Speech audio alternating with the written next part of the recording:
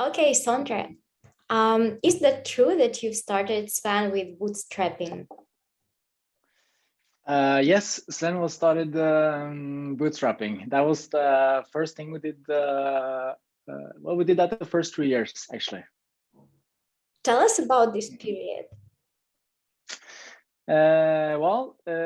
It's always a struggle when you're starting a company and you don't have any cash flowing into the company or in your own bank account. So that's a bit of an issue, but it's something you kind of get through when you feel you have traction in the company and you get a lot of good feedback from customers, and at least you have fun doing it.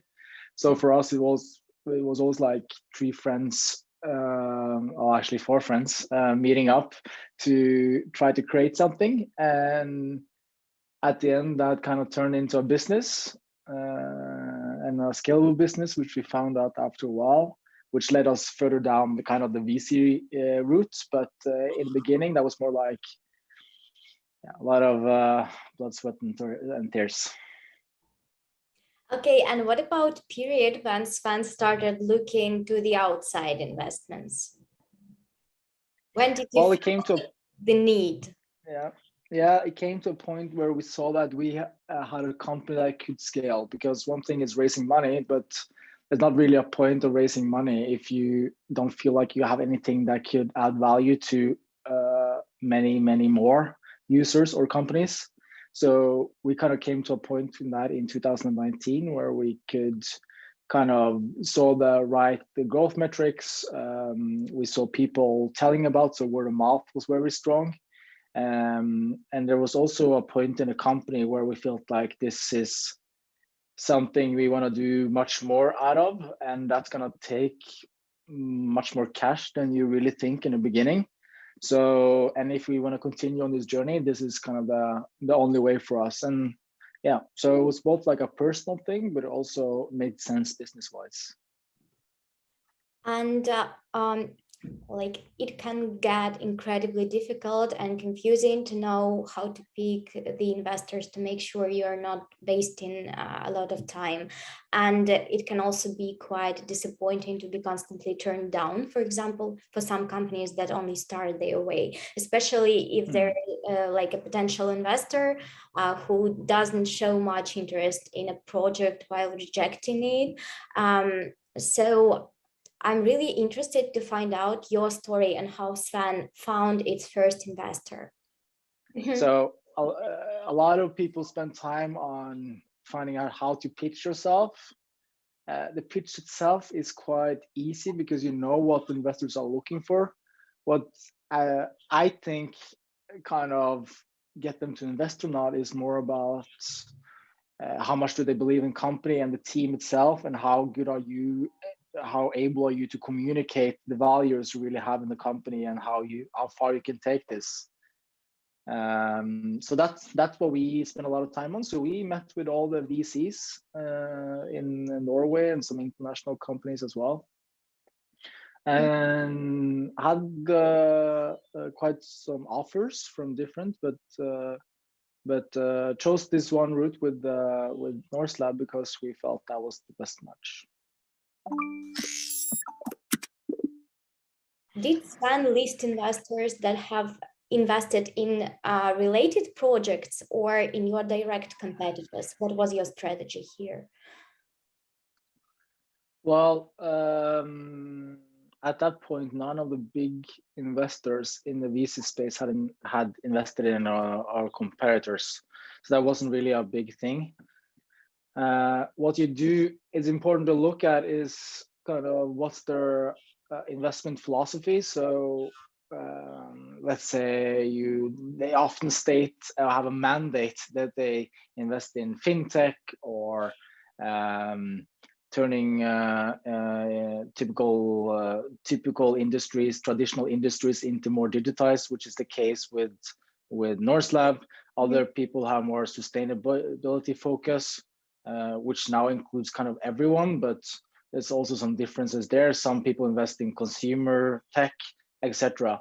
So I think a lot of the research is about doing your homework before going into the meetings and actually figuring out if this is a good match before you go in, and then kind of build your arguments around why your company fits the investment mandate, because they have a board or a committee who also decides based on these things. So it should be easy for them to sell it up the ladder.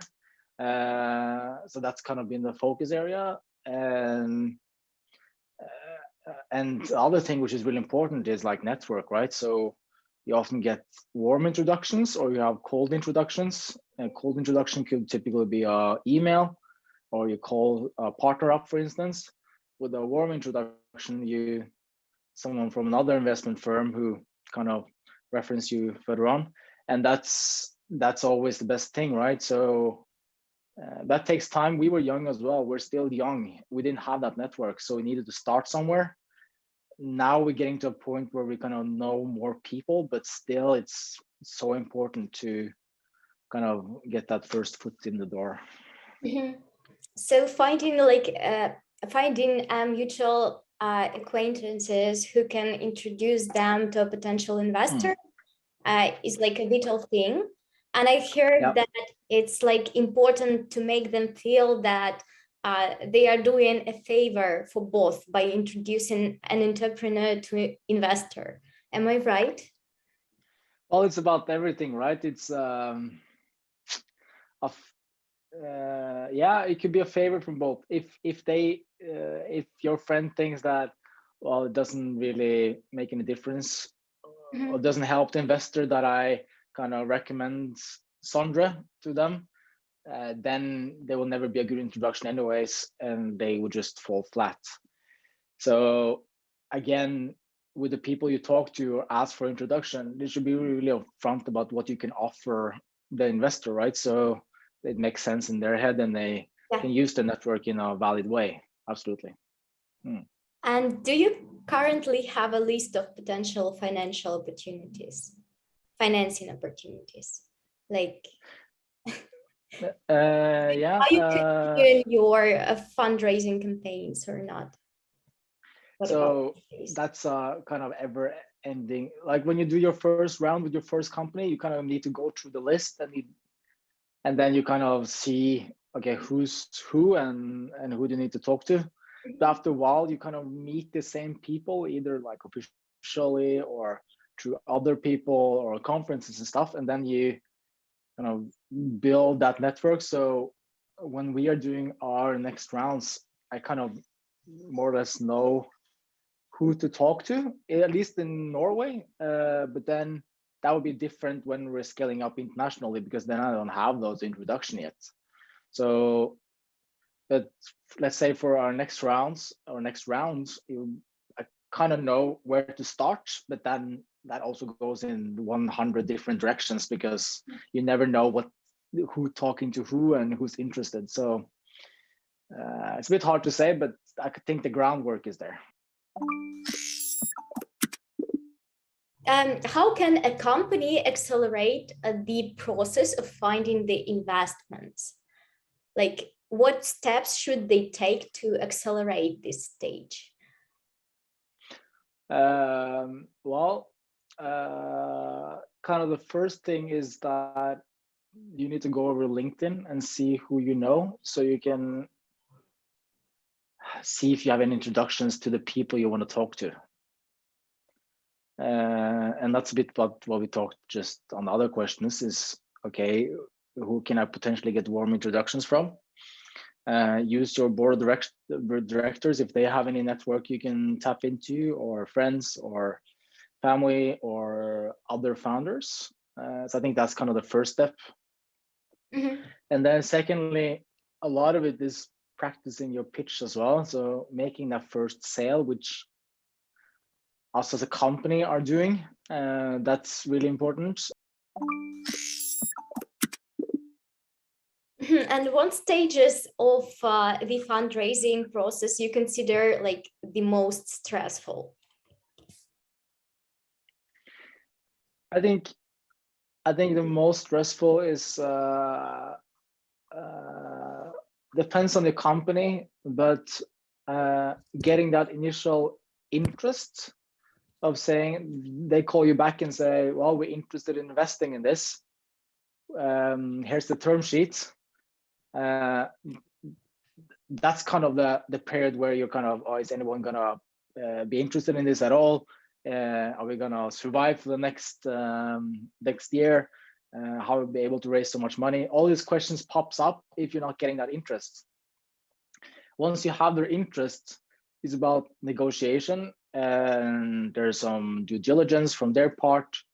And if you know your numbers and kind of feel confident in the business you're building, there isn't so many surprises there, but you need to get that initial interest, and that could be scary in many ways.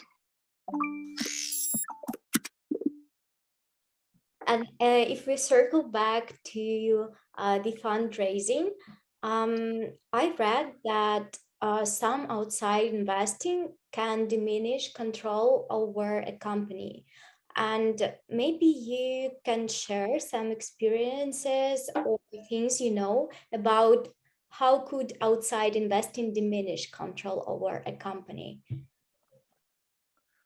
Well, you have the traditional kind of ways to look at it, where you lose the control of the company in terms of shares. So if someone owns 51% more of your company, they kind of can make most decisions. That said, it's always about the trust between the founding team, the investment team, the management team in general.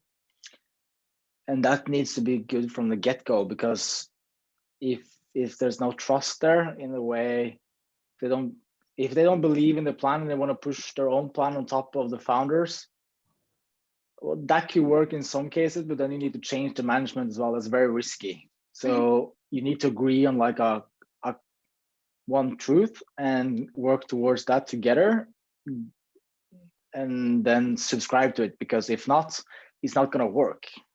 So yes, you can talk about how investors can push you out, and that happens in some cases where they stop believing in you, or they see some financial gain of getting someone else in, or they want to sell a company earlier than the founders, or the opposite way as well. That happens. Things can happen. That's with everything, but there needs to be a level of trust where you can really be honest with each other and create the environment of building the business, not thinking about who owns the most, because that's really not productive at all. Okay, and then maybe let's talk about the way how companies can examine the potential investments, like which factors influence the potential investment you can predict. Yeah, well, it's depends on the stage you're in. So if you're a fairly new company like us, you kind of, one thing is having the capital available. That's really important. But there's a human level of this and competence level, which you need to evaluate really deeply to see that the actual investors can offer you some more than just capital. So that was really important for us, and also it's also about having fun working with the people that's on your board or in the investment team, or like your investors in general, because it's going to be a tough journey anyways. So you need to kind of, one thing is the values, but also humor, being able to take it down a couple notches, communicate on a level where it makes it productive but also fun to work with. For me, that's really important. Other people don't need that and could be more formal. So it's about management style as well, but it's about how you connect with the people that's actually investing in you as well. So, I understand. And like investors, as I know, investors use comparable or potential financing analysis, like when they identify similar companies in sector and stage to to measure the amount of investments they are ready to share. And these methodologies are applicable to the initial stage startups, as I know, and they help them kind of set an evaluation range. Maybe you can give some recommendations to a companies about how can they maximize the valuation of a company, of their project. It's not really about maximizing it, at least from my point of view, because maximizing it would just bring it could bring a lot of disappointment on both ends. And the reason I'm saying that is that, okay, let's use if you evaluate a company at 100 million euros, for instance, then there needs to be another round or exit down the road, right? And then most VC funds looks for a 10x, 50x return on things. That means you need to 10x that 100 million. That's the expectations. That means you have a hell of a job in front of you to kind of prove that and make sure that next round is doubled from the first one. So maximizing valuation isn't really a thing, at least for me. It's about finding that, okay, this is what we are worth. This is what they can bring into the company, and this is where we can take it together. If that's based on 100 or 90 or 80 or even 70, 60, that needs to be kind of a thing that you negotiate on and find the right thing. But I wouldn't recommend anyone to maximize it just for the sake of maximizing it. Then you, of course, need to do your homework. So you need to see what other companies are worth. And also, there's actually one thing that we learned in this process is that valuation depends a lot about what investors you're talking to. So if you're used to invest in real estate, that's great, but then you evaluate the companies you're investing in also based on those metrics. If you're investing in software companies, use other metrics. So, and people often understand the value you're creating in a larger sense.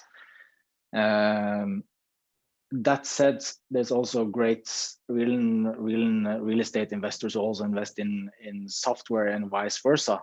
It's just the valuation can fluctuate a lot depending on who you're talking to and what their expectations are. So that's kind of the first thing, is know what you are based on, like objectively, and then have some leverage up and down, so you kind of know you can fall a bit under, over, depending on due diligence and who you're talking to, and don't put it too high, because then you just have a lot more to prove later, and it might be destructive or it might go fine. That's also okay. There's no kind of one answer to this. That's a great piece of advice, actually. Thank you so much. Thank you so much for finding some time for me today. Thank you. Have a good day, and we talk later. Talk on email. You too. Bye-bye.